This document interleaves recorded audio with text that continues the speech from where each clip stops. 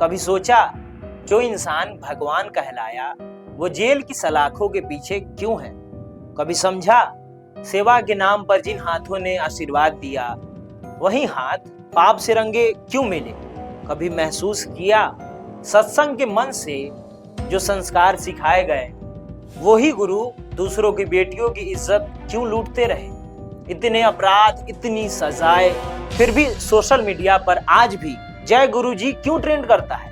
और सबसे बड़ा सवाल, क्या हम सच में धार्मिक हैं या बस अंधभक्ति में इतने डूब चुके हैं कि भगवान और बलात्कारी का फर्क ही भूल गए हैं? क्यों सोशल मीडिया पर ट्रेंड करते हैं हैशटैग संत गुरमीत राम रहीम सिंह, हैशटैग संत श्री आशा राम जी आश्रम और हैशटैग ट्रू गुरु संत रामपाल जी महाराज?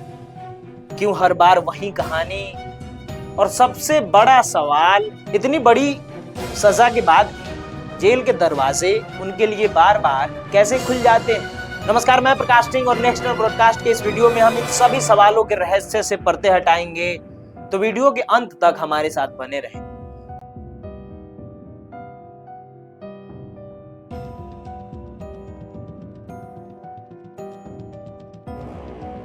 ट्विटर पर हाल में ही एक हैशटैग ट्रेंड कर रहा था, हैशटैग संत गुरमीत राम रहीम सिंह जी, जहां अंधविश्वास की बू के साथ घोर अंधेरे को रोशनी से ढकने की कोशिश थी। पोस्ट में लिखा था, स्वार्थी दुनिया में जहां कोई बिना मतलब के काम नहीं करता, वहीं संत गुरमीत राम रहीम सिंह जी के मार्गदर्शन में ग्रीन वेलफेयर फोर्स के सेवादार जान जोखिम में डालकर आग की घटनाओं में लोगों को बचा रहे हैं। तस्वीरें भी वायरल थी, लोग आग बुझा रहे थे, स्लोगन था ह्यूमैनिटी फर्स्ट। लेकिन सवाल उठता है, क्या ये इंसानियत का काम है या इमेज रीस्टोर करने का प्लान? कुछ दिन पहले ही ट्विटर पर एक और हैशटैग ट्रेंड कर रहा था, हैशटैग आशीर्वाद। एक नई शुरुआत की तरह पेश किया गया अभियान जहां राम रहीम को संस्कारों के रक्षक के रूप में दिखाया जा रहा था। बेटियों की शादी के वीडियो, भक्तों की भीड़ और आस्था की सजावट। और फिर आया हैशटैग संत श्री आशा राम जी आश्रम, जहां 20 से 26 अक्टूबर के बीच एक दिवाली के उपलक्ष्य में 7 दिवसीय आध्यात्मिक शिविर की झलकें वायरल हुई।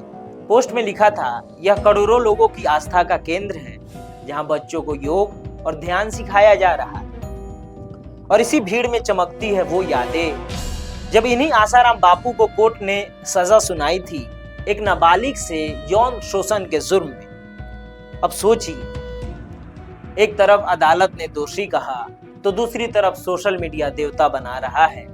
राम रहीम, आसाराम, रामपाल, तीनों को सजा मिल चुकी है, लेकिन भक्तों की आंखों पर अब भी पट्टी है। क्यों? क्योंकि हमारे समाज में आत्मविश्वास की कमी है और उसी कमी से जन्म लेता है अंधविश्वास। लोग दुखों से भागते हैं और ऐसे बाबाओं की शरण में जाकर सुकून ढूंढते हैं, पर यह सुकून असली नहीं, ये सजावट है जिसे अंदर का डर जला रहा है। हर बार वही कहानी, लाखों भक्त, अंधविश्वास और अंत में टूटा हुआ विश्वास। जिन्होंने सवाल उठाए वो अविश्वासी कहे गए, जिन्होंने चुप्पी साधी वो भी गुनहगार बन गए। पर याद रखिए, सवाल उठाना पाप नहीं, इंसानियत की जिम्मेदारी है। अब सवाल सिर्फ बाबा पर नहीं, सिस्टम पर भी है, क्योंकि जब जब ये बाबा जेल से बाहर निकलते हैं कानून की गरिमा पर सवाल उठता है। पैरोल एक शब्द, हजार सवाल।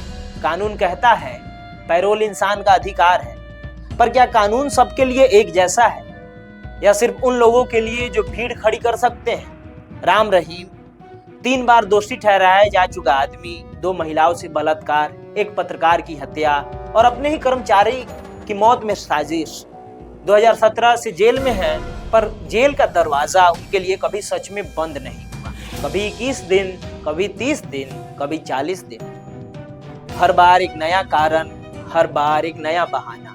सामाजिक कार्य, आध्यात्मिक सेवा, स्वास्थ्य कार्य। सोचिए, जिसे अदालत ने उम्र कैद दी थी वो साल का 1/3 हिस्सा आजादी में गुजारता है। किसी किसान के लिए जमानत मंजूर नहीं होती, किसी मजदूर की फाइल बिना तारीख के पड़ी रहती है, पर जब बात आती है गुरु की तो जेल की दीवारें भी झुक जाती है। क्या ये इंसाफ है या रसूख का दूसरा नाम? क्या ये पैरोल है या सत्ता और धर्म के बीच की कोई डील? क्यों हर बार ऐसे दोषी धार्मिक प्रवचन के नाम पर बाहर आते हैं?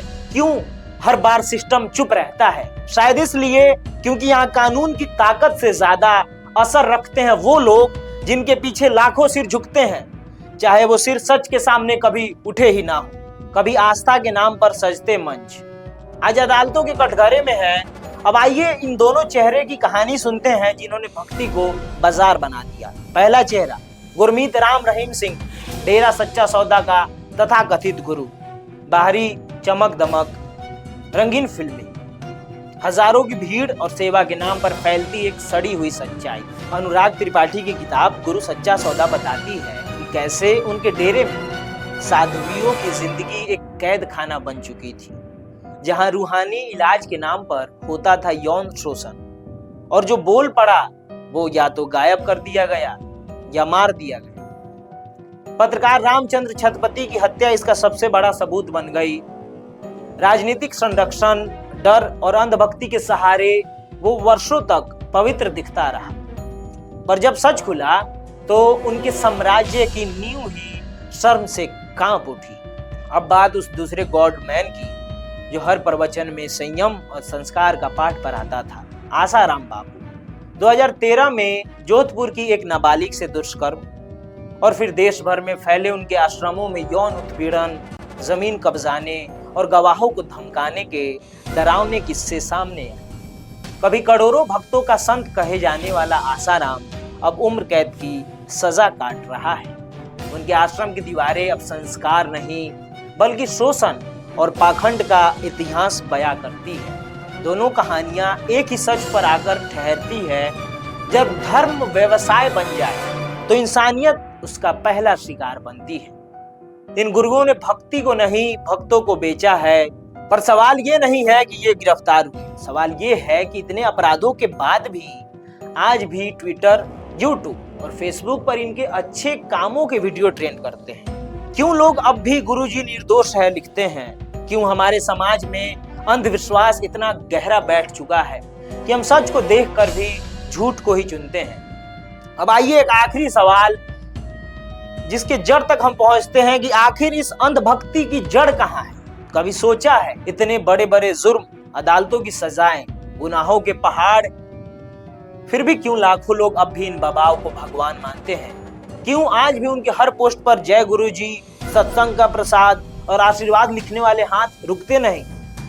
असल में राम रहीम और आसाराम जैसे लोग एक दिन में बाबा नहीं बने थे। सालों साल तक इन्होंने प्रवचन, सत्संग, सेवा और समाज सुधार के नाम पर अपनी छवि बनाई। लोगों को वही दिखाया जो वो देखना चाहते थे, दर्द से राहत, जीवन से समाधान। और असलियत धीरे धीरे उनके वाणी के पीछे छिपे लालच में दफन होती गई।